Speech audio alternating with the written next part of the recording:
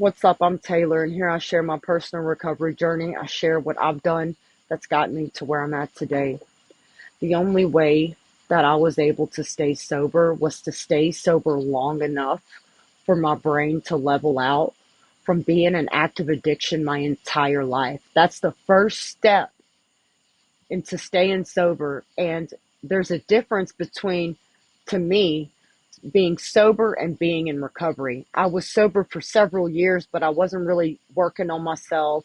I wasn't admitting when I was wrong. I wasn't able to connect to myself on an emotional or spiritual level. I was completely broken. I was broken and sober. And I used to think that if I got sober, that was the problem. Everything would be better.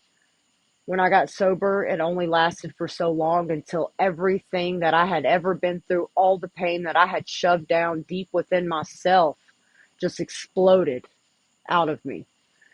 And the problem is that I wasn't taught how to cope with pain. I was taught how to avoid pain. I was taught how to run from pain. So I needed people to show me. I needed role models that had what I wanted. I needed people in order to grow, in order to heal.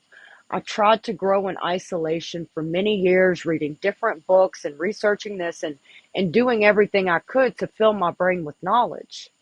But knowledge is nothing without action. I had all this information floating around in my head, but I didn't know how to apply it in action.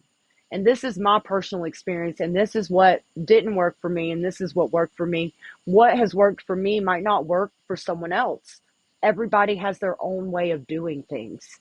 You know, I've been in recovery for 3 years, and the most important thing I feel like that is the one tool that's helping me still and has helped me cope with painful experiences is learning how to face pain, learning how to ask pain, what are you trying to tell me about myself?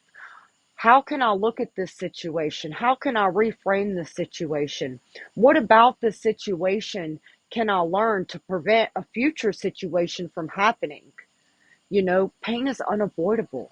And the sooner I surrendered to my pain, the sooner I learned how to accept my pain, accept my emotions, and when I truly learned how to process my emotions. What does processing emotions look like? Well, for me, it looks like sitting with my emotions outside in silence, allowing myself to feel my emotions while letting them be just emotions, supporting myself, encouraging myself.